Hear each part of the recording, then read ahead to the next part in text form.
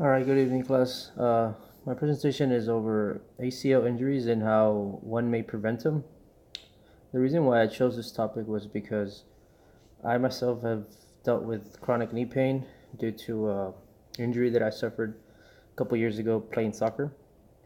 Um, and I mean, I am an exercise science major trying to become a strength and conditioning coach, so I figured what better topic to choose than something related to my field.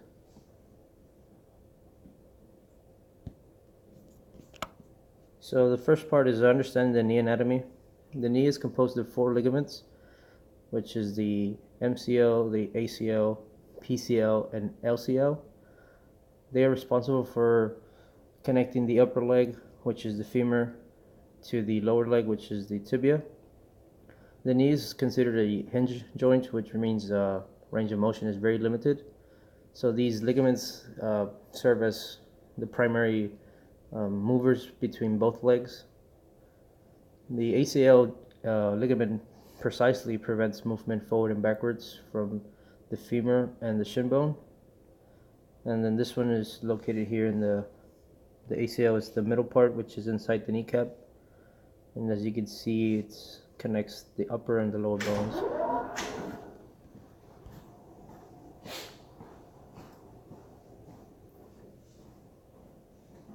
Okay, so what is an ACL injury? When athletes engage in activities such as running, jumping, changing direction, or sudden movements, ligaments may either suffer sprain or a complete tear. Like I mentioned earlier, the ACL is located in the middle of the knee. It connects the femur and the tibia. Sudden pivoting, change in direction, hard landing may either damage these ligaments or rupture them completely.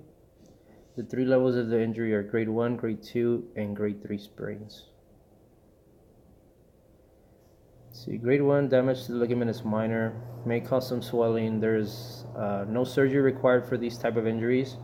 The athlete should just kind of rest, give it time to heal.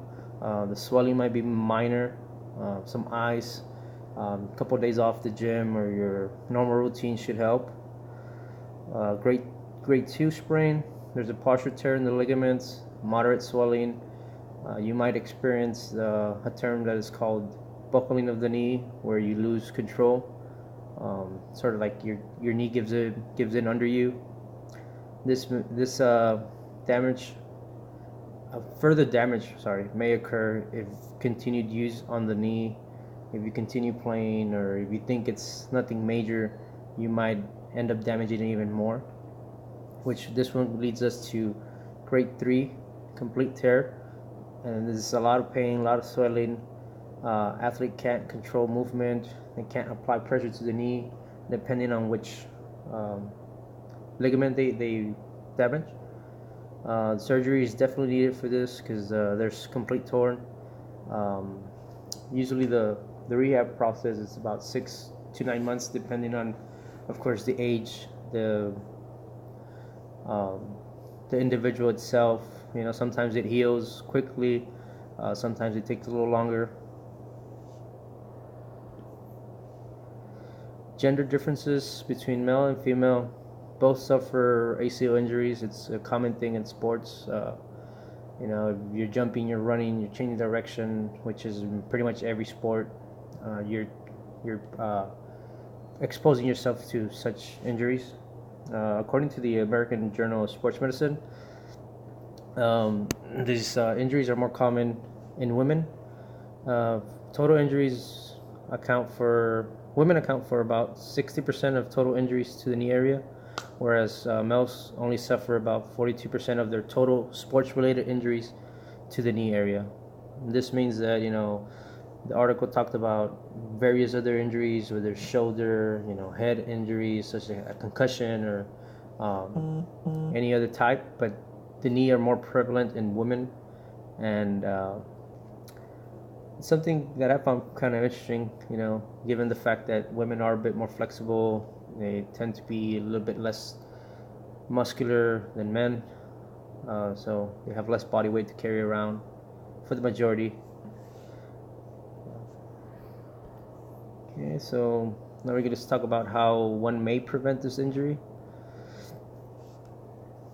Coaching staff can implement many um, methods to reduce the risk of injury, but you cannot eliminate it, because just like any sport or any activity, there's a risk to it. There's no guarantee that one method is going to completely erase your chance of injury. But some things that it is recommended and is proven to work is, proper warm up, cool down, making sure your athlete is doing the technique properly, stretching exercises,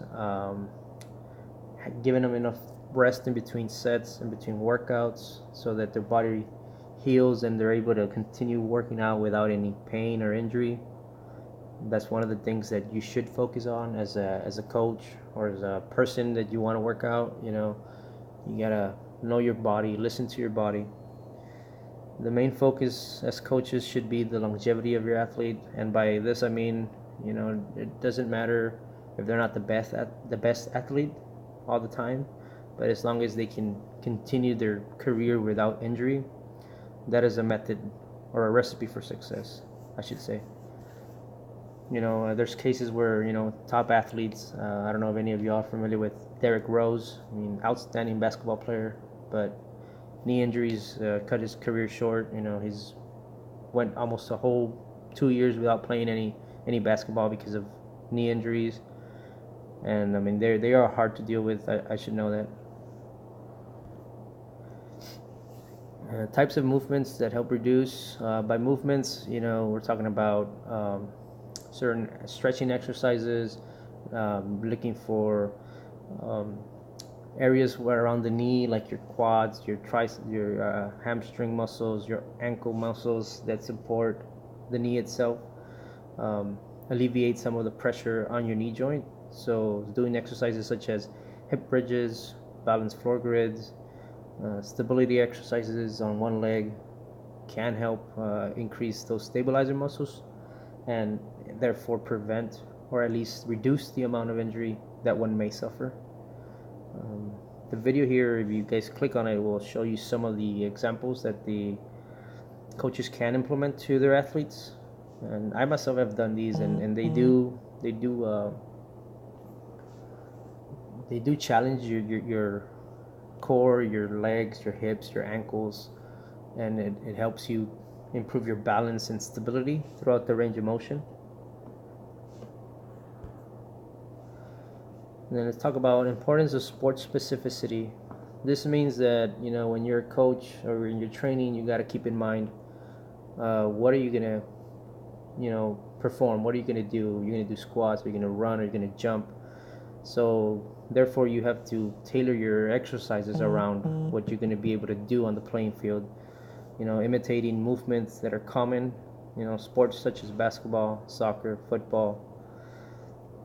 All of them have movements, and you change direction, you speed up, you jump, which apply a lot of stress on the knee joint. Even though there are many sports, across the spectrum, the three major sports that account for knee injuries are basketball, soccer, and football. About 70% of knee injuries are related to these sports.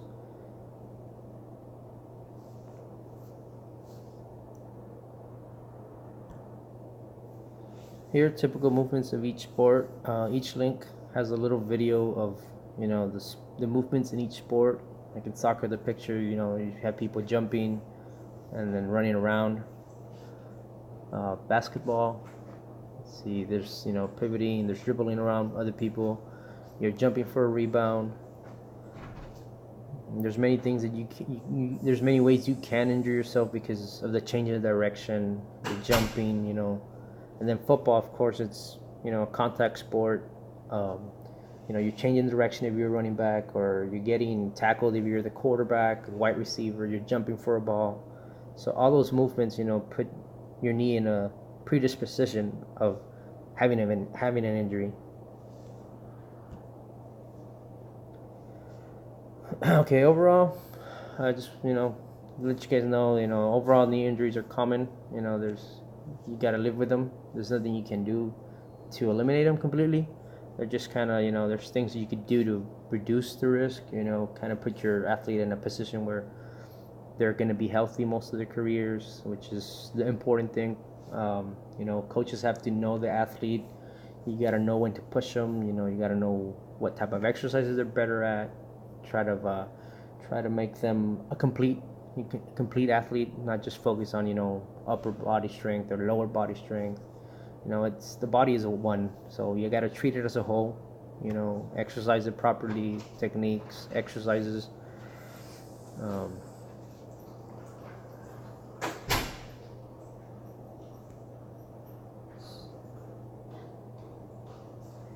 See, hopefully this presentation was able to, give you a better understanding of some of the causes of ACL injuries and things that you can do to prevent them.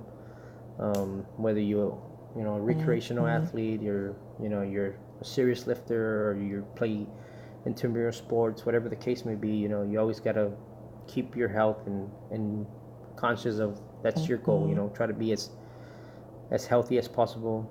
Reduce, you don't want to go through a rehab process and be out for 6-7 months at a time. You can't depend on yourself when you're injured. You have trouble moving around, doing your day-to-day activities that sometimes you take for granted. Other than that, that's about it. I mean, there's the articles here if you guys want to take a look at them. The videos on YouTube, I wish I could show them, but